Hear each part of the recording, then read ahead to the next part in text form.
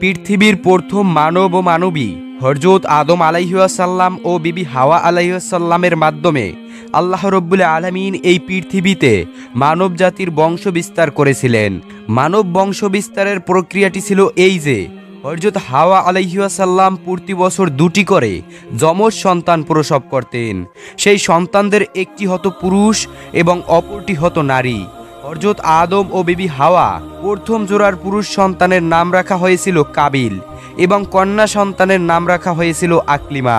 দ্বিতীয় জোড়ার পুরুষ সন্তানের নাম রাখা হয়েছিল হাবিল এবং কন্যা সন্তানের নাম রাখা হয়েছিল গাজা। কাবিলের সাথে জন্মগ্রহণকারীর বোন আকলিমা ছিল অত্যন্ত রূপসী ও সুন্দরী। আল্লাহ রব্বুল আলামিন তাকে সীমাহীন রূপ সৌন্দর্য দান করেছিলেন। পক্ষান্তরে হাবিলের সাথে জন্মগ্রহণ করা কন্যা সন্তান গাজা তেমন সুন্দর ছিল না। আল্লাহ রব্বুল আলামিন তাকে তেমন রূপ সৌন্দর্য দান করেননি।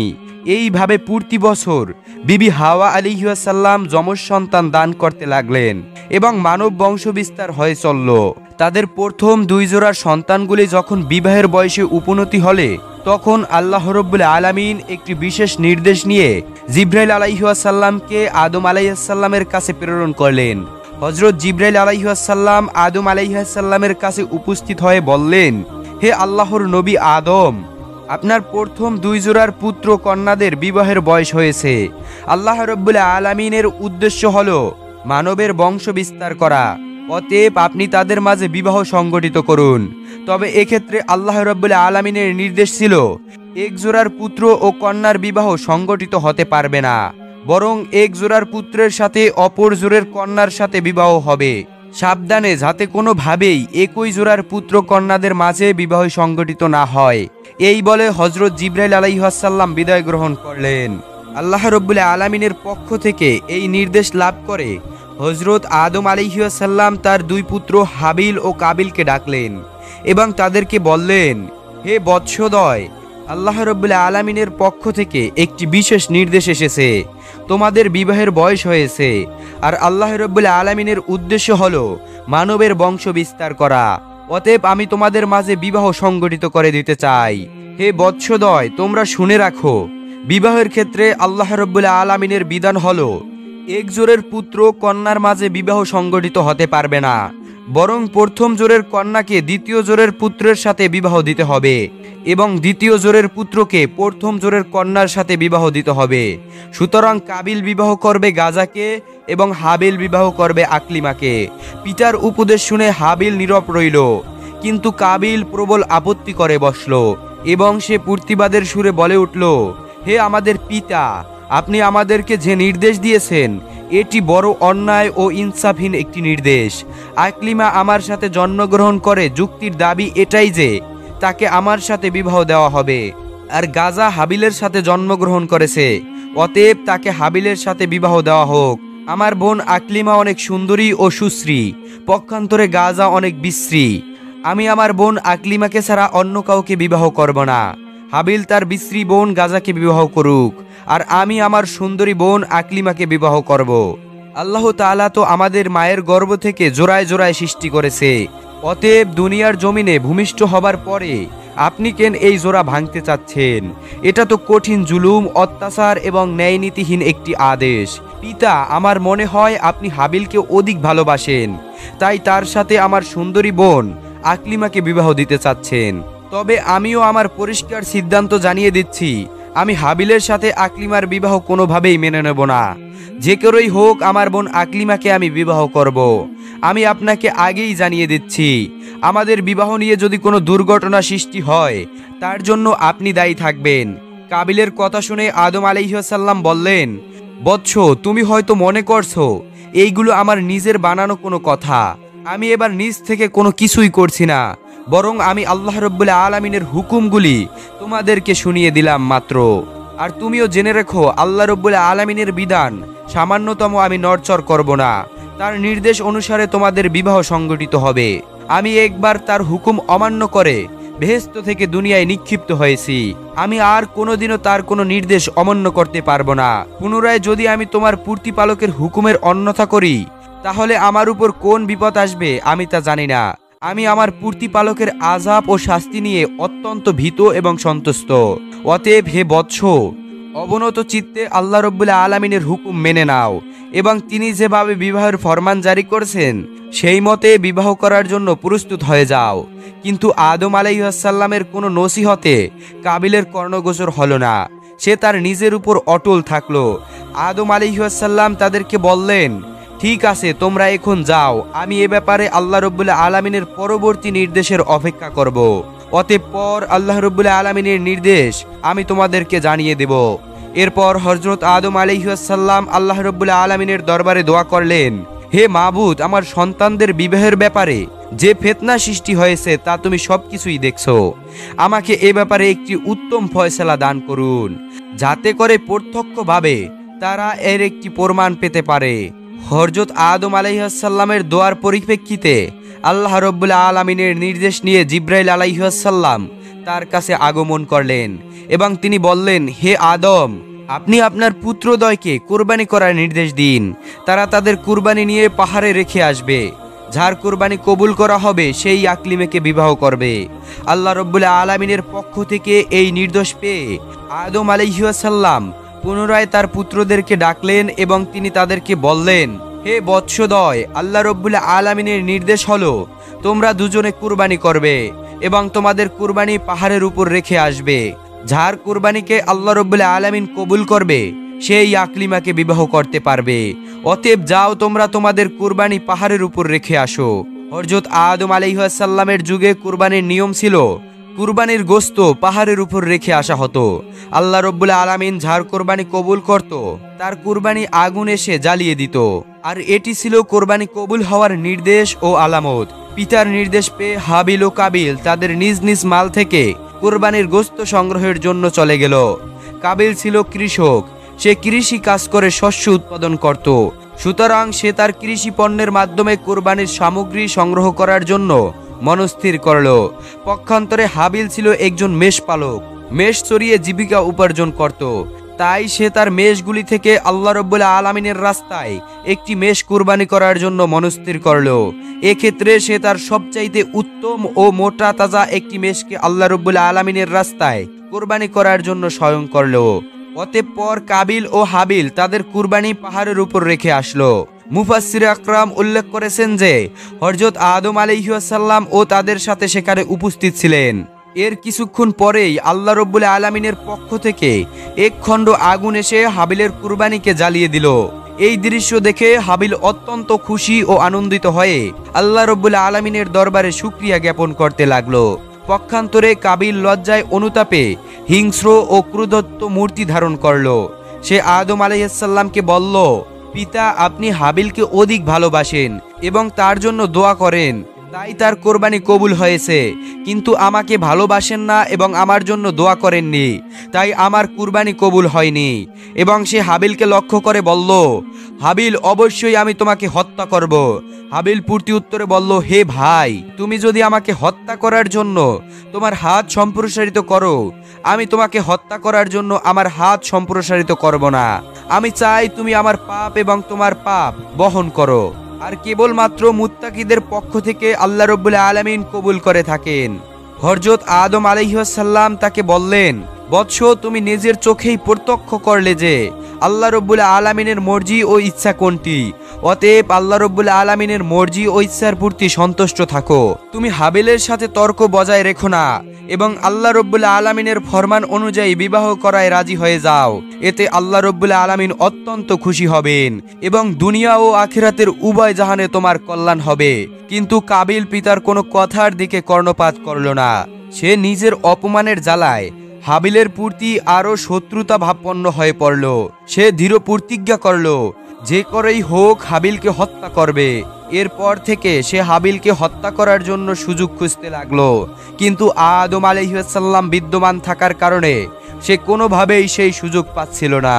এর কিছুদিন পরেই আল্লাহ রব্বুল আলামিনের পক্ষ থেকে হযরত আদম আলাইহিসসালামের কাছে নির্দেশ আসলো, হে আদম, তুমি আমার ঘর বাইতুল্লাহ জিয়ারত করার জন্য মক্কার উদ্দেশ্যে গমন করো। আদম আলাইহিসসালাম আল্লাহ রব্বুল আলামিনের পক্ষ থেকে এই নির্দেশ লাভ করার পরে আকাশের দিকে লক্ষ্য করে তিনি বললেন, হে আকাশ, তুমি কি আমার সন্তান সন্ততিদেরকে রক্ষা করার দায়িত্ব গ্রহণ করবে? প্রতি উত্তরে আকাশ বলল, হে আদম, আমি তোমার সন্তানদেরকে রক্ষার দায়িত্ব গ্রহণ করতে পারবো না। এরপরে হযরত আদম আলাইহিস সালাম পাহাড়কে লক্ষ্য করে বললেন, হে পাহাড়, তুমি কি আমার সন্তানদেরকে রক্ষার দায়িত্ব গ্রহণ করতে পারবে? পাহাড় জবাব দিল, হে আদম, আমি তোমার সন্তানদেরকে রক্ষার দায়িত্ব গ্রহণ করতে পারবো না। অতঃপর হযরত আদম আলাইহিস সালাম জমিনকে লক্ষ্য করে বললেন, হে জমিন, তুমি কি আমার সন্তানদেরকে রক্ষার দায়িত্ব গ্রহণ করতে পারবে? জমিন হযরত আদম আলাইহিস সালামকে একই উত্তর দিল। তখন হযরত আদম আলাইহিস সালাম হাবিলকে বলল, হে হাবিল, তুমি কি আমার সন্তানদেরকে রক্ষার দায়িত্ব গ্রহণ করতে পারবে? হাবিল বলল, হে আমার পিতা, আল্লাহ যদি আমার উপর অনুগ্রহ করে তাহলে অবশ্যই আমি এই দায়িত্ব গ্রহণ করতে রাজি আছি। এরপর হযরত আদম ও বিবি হাওয়া স্বয়ং সন্তানদেরকে রক্ষণাবেক্ষণের দায়িত্ব হাবিলের কাছে ন্যস্ত করে মক্কার উদ্দেশ্যে রওনা করলেন। আদম আলাইহিস সালাম হজে গমন করার পরে কাবিল তার উদ্দেশ্য হাসিলের জন্য একটি বিশাল সুযোগ পেয়ে গেল। এতদিন সে পিতার শাস্তির ভয়ে তার উদ্দেশ্য হাসিল করতে পারছিল না, কিন্তু যখন পিতা তাদের থেকে দূরে চলে গেল তখন আর কিসের ভয়। কোনো একদিন হাবিল বকরি ও মেষ পাল চরাতে মাঠে গেল। এরপর সে ক্লান্ত হয়ে একটি বৃক্ষের ছায়ায় ঘুমিয়ে পড়ল। যখন দেখলো হাবিল নির্জন একটি প্রান্তে গাছের ছায়ায় একাই ঘুমিয়ে রয়েছে, সেটিকে বিশেষ সুযোগ মনে করতে লাগলো। সে ভাবলো হাবিলকে হত্যা করার এটাই উপযুক্ত সময়, কিন্তু সে একটি বিপদের সম্মুখীন হয়ে গেল। হত্যা করবে তো ঠিকই, কিন্তু করবে কি উপায় তা সে স্থির করতে পারল না। যেহেতু ইতিপূর্বে কেউ কোনো মানুষ হত্যা করেনি, তাই এই পদ্ধতিও কাবিলের জানা ছিল না। মানব জাতির চিরশত্রু ইবলিশ যখন দেখলো হত্যা করা নিয়ে কাবিল একটি বিশেষ সমস্যায় পতিত হয়েছে, তখন সে ভাবতে লাগলো অবশ্যই তাকে সাহায্য করা আমার একান্ত দায়িত্ব ও কর্তব্য। মূলত সে তো এরকমের একটি সুযোগের অপেক্ষায় ছিল। তাই সে আর কাল বিলম্ব না করে একজন পূর্তিকের আকৃতি কাবিলের সামনে আত্মপ্রকাশ করলো। অতঃপর সে তার শয়তানের শক্তির বলে একটি কৃত্রিম সাপ তৈরি করলো। সাপটি ধীরে ধীরে মানব রূপে ইবলিশের দিকে এগিয়ে আসতে লাগলো। ইবলিশ জমিন থেকে একটি পাথর উঠিয়ে সাপের মাথা লক্ষ্য করে ছুঁড়ে মারলো। ফলে সাপের মাথা চূর্ণ বিচূর্ণ হয়ে গেল এবং সেখানেই এই সাপটি প্রাণ ত্যাগ করলো। হত্যার এই পদ্ধতি দেখে কাবিল অত্যন্ত খুশি হলো এবং সে স্থির করলো এই পদ্ধতিতে তার ভাই হাবিলকে হত্যা করবে। হত্যা করার পদ্ধতি শেখার পরে কাবিল ধীরে ধীরে হাবিলের দিকে এগিয়ে যেতে লাগলো। যখন সে হাবিলের কাছে পৌঁছে গেল তখন সে বিরাট একটি পাথর হাতে তুলে নিল। অতঃপর সেই পাথরটিকে ঘুমন্ত হাবিলের মাথা লক্ষ্য করে প্রচন্ড বেগে আছড়ে মারল। পাথরের আঘাতে হাবিলের মাথা ফেটে চৌচির হয়ে গেল এবং সাথে সাথে সে মৃত্যুর কোলে ঢলে পড়ল।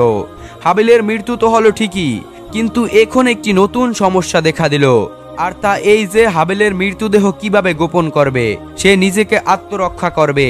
তার মনে এই চিন্তা দেখা দিল যে যদি হাবিলের লাশ এভাবে এখানে পাহাড়ে পড়ে থাকে তাহলে তার মৃত্যুর কথা নিশ্চয়ই পিতার কর্ণগোচর হবে এবং আমি যে তার হত্যাকাণ্ড ঘটিয়েছি এটা অবশ্যই তিনি বুঝতে পারবেন।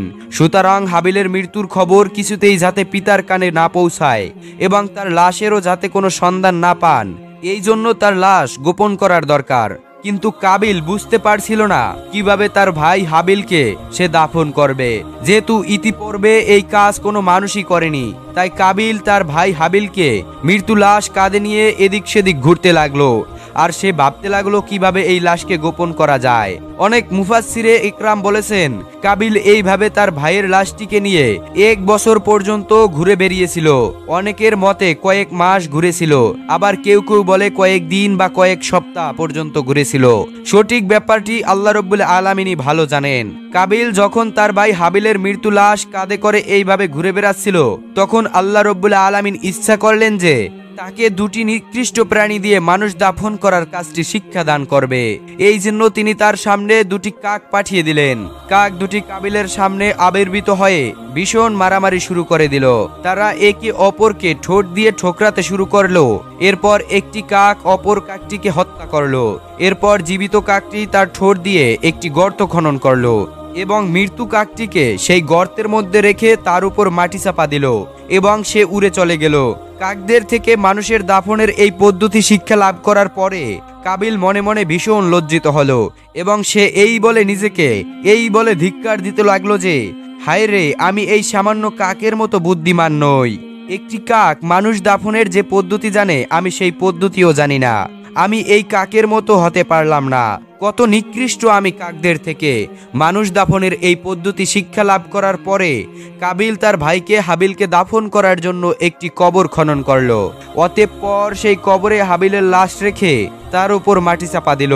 হাবিলের লাশ দাফন করার পর সে একেবারে নিশ্চিত হয়ে গেল এবং মনে মনে ভাবতে লাগলো, যে করেই হোক এই বিপদ থেকে আমি নিষ্কৃত লাভ করলাম। এখন আর আমাকে থামায় কে? আকলিমাকে তো আমি বিবাহ করব। এসব ভাবতে ভাবতে সে পথ চলছিল আর অপেক্ষা করছিল কখন সে বাড়িতে গিয়ে পৌঁছাবে। এমন সময় আল্লাহ রব্বুল আলামিন জমিনকে নির্দেশ দিলেন যে, হে জমিন, তুমি কাবিলের দেহ হাঁটু পর্যন্ত গ্রাস করে ফেলো, তাকে নড়াচড়া করতে দিও না। সে তার নিজের ভাইকে হত্যা করে মহাপাপীতে পরিণত হয়েছে। জমিন সাথে সাথে আল্লাহ রব্বুল আলামিনের নির্দেশ পালন করলো এবং কাবিলকে হাঁটু পর্যন্ত গ্রাস করে ফেললো। হতভাগ্য কাবিল আর তার পা টেনে জমিন থেকে তুলতে পারলো না। সে বুঝতে পারলো এই শাস্তি আল্লাহ রব্বুল আলামিনের পক্ষ থেকে এসেছে। এই কথা বুঝতে পেরে সে আল্লাহ রব্বুল আলামিনের দরবারে কাকুতি মিনতি করতে লাগলো, হে মাবুদ, ইবলিশও গুনাহ করে তোমার দরবার থেকে বিতাড়িত হয়েছিল মাত্র, কিন্তু জমি তাকে এইভাবে গ্রাস করেনি। আমার অপরাধ কি ইবলিশের অপরাধের চেয়েও বড় যে জমিন আমাকে এইভাবে গ্রাস করে নিল? আল্লাহর পক্ষ থেকে তাকে জবাব দেওয়া হলো, ওরে দুরাচার, সে যত বড় অপরাধ করুক না কেন, সে নিজের হাতে নিজের ভাইকে হত্যা করেনি। কাবিল আবার বলল, হে মাবুদ, আমার পিতা বেহেশতে অবস্থানকালে তোমার হুকুম অমান্য করে বড় গুনাহ করেছিল, তাকে তুমি শাস্তি দিয়েছো বটে, কিন্তু তাকেও তো জমি এভাবে গ্রাস করেনি। আল্লাহর তরফ থেকে জবাব আসলো, হে নিষ্ঠুর, তোমার পিতা আমার আদেশ অমান্য করে অন্যায় করেছিল নিজের প্রতি, কিন্তু তুমি এমন অপরাধ করেছো যা অন্যের হক নষ্ট হয়েছে। তুমি অন্যের প্রতি অবিচার করেছো, সুতরাং তোমার অপরাধ সর্ব অপেক্ষা গুরুতর।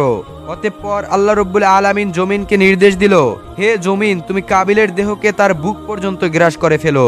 সাথে সাথে জমিন আল্লাহ রব্বুল আলামিনের হুকুম পালন করলো এবং কাবিলের দেহকে বুক পর্যন্ত গ্রাস করে ফেললো। তখন কাবিল দিশাহারা হয়ে বেকুল হয়ে আল্লাহর দরবারে মিনতি জানাতে লাগলো, হে দয়াময় প্রভু, আমি না বুঝে ইবলিশের প্রচারণার পরে আমার ভাই হাবিলকে হত্যা করেছি এবং অন্যায় করেছি। সত্যি এর চেয়ে বড় অন্যায় আর কিছুই নেই, কিন্তু হে দয়াময়, তোমার কৃপা অপরিসীম, তুমি সবকিছু ক্ষমা করে দিতে পারো। হে আল্লাহ, আমি আমার পিতার নিকট শুনেছি যে তার গুনাহটি তোমার প্রিয় হাবিব মুহাম্মদ সাল্লাল্লাহু আলাইহি ওয়াসাল্লামের উসিলায় ক্ষমা করেছিলেন। আমাকেও তুমি তোমার সেই মহান হাবিবের বরকতের উসিলায় ক্ষমা প্রদর্শন করো। এবার আল্লাহ রব্বুল আলামিন তার প্রিয় হাবিবের সম্মান ইজ্জত রক্ষার তাগিদে জমিনকে বলল, হে জমি, তুমি কাবিলকে ছেড়ে দাও। কাবিল জমিনের কবল থেকে মুক্তি লাভ করার পরে ভাবতে লাগলো, যেভাবেই হোক এই বিপদ থেকে আমার রক্ষা পেলাম, এবার আমায় ছেকায় কে? আকলিমাকে তো আমি বিবাহ করবই। কাবিলের এই কথা চিন্তা করার সাথে সাথে আল্লাহ রব্বুল আলামিনের একজন আযাবের ফেরেশতা এসে তাকে পাকড়াও করলো এবং তাকে একটি পাহাড়ে বন্দী করে তার মাথায় একটি পাথর দ্বারা আঘাত করলো, আর সাথে সাথে কাবিলের মৃত্যু হয়ে গেল এবং আল্লাহ রব্বুল আলামিন পুনরায় তাকে জীবিত করে দিল। পুনরায় সেই ফেরেশতা তার মাথায় পাথর দ্বারা আঘাত করলো এবং সে পুনরায় মৃত্যুবরণ করলো। বলা হয়ে থাকে, কিয়ামত পর্যন্ত এই ফেরেশতা কাবিলকে এইভাবে শাস্তি দিতে থাকবে। সহিহ মুসলিম শরীফে রাসূল পাক সাল্লাল্লাহু আলাইহি সাল্লামের পক্ষ থেকে এই হাদিসটি বর্ণিত হয়েছে। রাসূল সাল্লাল্লাহু আলাইহি সাল্লাম বলেছেন, কিয়ামত পর্যন্ত যত অন্যায় হত্যাকাণ্ড ঘটবে সেই পাপের একটি অংশ আদম আলাইহিস সালামের পুত্র কাবিলের আমলনামায় লেখা হবে, কেননা সেই প্রথম ব্যক্তি হত্যার মতো ভয়ঙ্কর পাপ কাজকে পৃথিবীর জমিনে চালু করেছিল। কাবিল যখন হাবিলকে হত্যা করেছিল তখন আদম আলাইহিস সালাম হজ আদায়ের জন্য মক্কা শরীফে ছিলেন। আদম আলাইহিস সালাম দেশে ফিরে এসে হাবিলের সন্ধান না পেয়ে তার সন্তানদের কাছে জিজ্ঞাসা করলেন, হে বৎসরা, তোমরা কি তোমাদের ভাই হাবিলের কোন সন্ধান জানো? আমি তাকে দেখছি না কেন? আদম আলাইহিস সালামের সন্তানেরা তাকে উত্তর দিল, হে পিতা, আপনি হজ করতে যাওয়ার কিছুদিন পর থেকেই আমরা আমাদের ভাই হাবিল ও কাবিল দুইজনকেই দেখছি না। আমরা তাদেরকে অনেক খোঁজাখুঁজি করেছি, কিন্তু তাদের কোনো সন্ধান পাইনি। আমরা জানি না তারা কোথায় আছে, কি করছে। তাদের কথা শুনে আদম আলাইহিস সালাম বুঝতে পারলেন অবশ্যই কাবিল হাবিলকে হত্যা করেছে, আর সে তাকে ইতিপূর্বে হত্যার হুমকি দিয়ে রেখেছিল। আর এই দ্বন্দ্বের একমাত্র কারণ যে তার পুত্র কাবিলের অন্যায় যে ছিল তা তিনি জানতেন। সুতরাং কাবিলের কারণে তার মনের কোনো দুঃখ হলো না, কিন্তু হাবিলকে হারিয়ে তিনি একেবারে শোকাকুল হয়ে পড়ল। অতঃপর তিনি আল্লাহ রাব্বুল আলামিনের দরবারে কাঁদতে কাঁদতে প্রার্থনা করলেন, হে আল্লাহ, হাবিলকে যদি হত্যা করা হয়ে থাকে তবে তার কবর এবং মৃত্যু লাশের চিহ্নটুকু তুমি আমাকে দেখিয়ে দাও, তাতে আমি শান্তি পাবো। আদম আলাইহিস সালামের এই দোয়া পরিপ্রেক্ষিতে আল্লাহ রাব্বুল আলামিন তাকে জানিয়ে দিলেন, হে আদম, তোমার পুত্র কাবিল তোমার সন্তান হাবিলকে হত্যা করেছে। এজন্য কিয়ামত পর্যন্ত এই পাপের শাস্তি ভোগ করতে হবে এবং পৃথিবীতে তোমার যত সন্তান অন্যায়ভাবে হত্যাকাণ্ড সংগঠিত করবে সেই হত্যাকাণ্ডের পাপের একটি অংশ তোমার পুত্র কাবিলের আমলনামায় লিপিবদ্ধ করা হবে। অতঃপর আল্লাহ রাব্বুল আলামিন তাকে হাবিলের মৃত্যুর জায়গা ও কবর সম্পর্কে জানিয়ে দিলেন। আল্লাহ রাব্বুল আলামিনের পক্ষ থেকে এই সংবাদটি জানার পরে আদম আলাইহিস সালাম সেই স্থানে গেল এবং তিনি কবর থেকে কাবিলের লাশটি উঠিয়ে দেখলেন তার মাথা চূর্ণ বিচূর্ণ করে দেওয়া হয়েছে এবং তার সারা শরীর এখনো রক্তে রঞ্জিত হয়ে রয়েছে। তখন হযরত আদম আলাইহিস সালাম হাবিলের লাশটিকে বাড়িতে নিয়ে আসলেন। পুত্রের এই অবস্থা দেখে বিবি হাওয়াও কাঁদতে কাঁদতে অস্থির হয়ে গেল। অতঃপর তারা সিদ্ধান্ত নিলেন হাবিলের লাশটিকে একটি সংযুক্ত করে তাদের কাছে রেখে দেবে। তাদের এই চিন্তা করার পর জিবরাইল আলাইহিস সালাম আল্লাহর হুকুম নিয়ে তাদের কাছে এসে বললেন, হে আদম ও হাওয়া, আপনারা যে সিদ্ধান্ত নিয়েছেন এটি আল্লাহ রাব্বুল আলামিনের সিদ্ধান্ত নয়। কোনো মৃত্যু মানুষকে আপনারা আপনাদের কাছে রেখে দিতে পারবেন না, বরং আল্লাহ রাব্বুল আলামিনের হুকুম হলো তাকে আপনারা উত্তম রূপে গোসল করিয়ে জমিতে পুনরায় দাফন করে দিবেন। জিবরাইল আলাইহিস সালামের পরামর্শে আদম আলাইহিস সালাম পুনরায় তার পুত্র হাবিলের লাশটিকে উত্তম রূপে কাফনের কাপড় পরিধান করে দাফন করে দিলেন। তো সম্মানিত দর্শক বিন্দু, এই ছিল হাবিল এবং কাবিলের হত্যাকাণ্ডের ঘটনা।